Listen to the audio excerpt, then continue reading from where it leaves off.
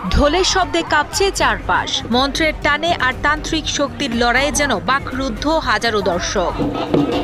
গ্রাম বাংলার প্রাচীন লোকসংস্কৃতির এক রোমাঞ্চকর আয়োজন ঘিরে উৎসবের আমেজ বইছে লোকালয়ে, যেখানে মন্ত্রতন্ত্রের লড়াইয়ে এক ফকির অন্যজনকে টেক্কা দেওয়ার নেশায় মেতেছেন।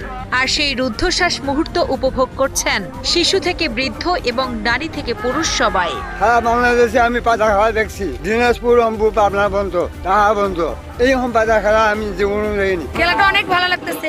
মনে করো যখন পাতাটা ঘুরিয়ে এদিকে মনে করো কবরেজের দিকে আসে, অনেক ভালো লাগে। তখন মনে করো হাত পা ঘুরে আসে, তখন অনেক ভালো লাগে। পাতাকে আমরা বান মারার পরে পাতার অঙ্গ প্রত্যঙ্গে বিষ উঠে যায়, তখন পাতা ওইদিকে শীষ ধরে ওইদিকে চলে আসে। এটাই হলো পাতা খেলার নিয়ম। যে কোবরা যত বান মারবে, যার বান যত তীক্ষ্ণ হবে, পাতা ওইদিকেই চলে যাবে। গাইবান্ধার গিদারি ইউনিয়নের হাজির বাজারে 3 দিন ব্যাপী বসেছে ঐতিহ্যবাহী পাতা খেলার আসর। স্থানীয় ও বাইরের মোট 9টি দল অংশ নিচ্ছে এই বিচিত্র প্রতিযোগিতায়। তুলারাশির এক ব্যক্তিকে পাতা বানিয়ে মাঠের মাঝখানে রাখা হয়, আর চারপাশ থেকে গুণীরা তাদের সাধনার জোরে তাকে নিজের দিকে টানার চেষ্টা করেন। যার মন্ত্রের জোর বেশি, পাতা তার দিকেই ছুটে যান। এমনই এক রোমাঞ্চকর লড়াই দেখতে জেলার বিভিন্ন প্রান্ত থেকে ভিড় করছেন উৎসুক জনতা।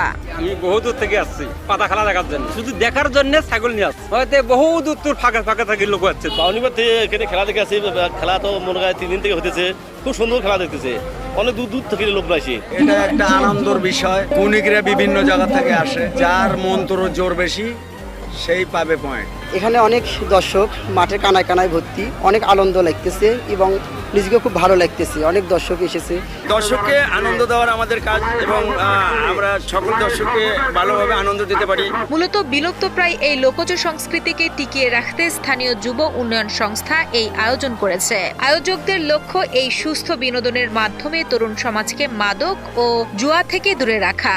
সাংস্কৃতিক কর্মীরা জানান, আধুনিকতার ভিড়ে এইসব শেকড় সন্ধানী উৎসবের মানুষের মধ্যে পারস্পরিক সম্প্রীতি ও মেলবন্ধন তৈরি করছে।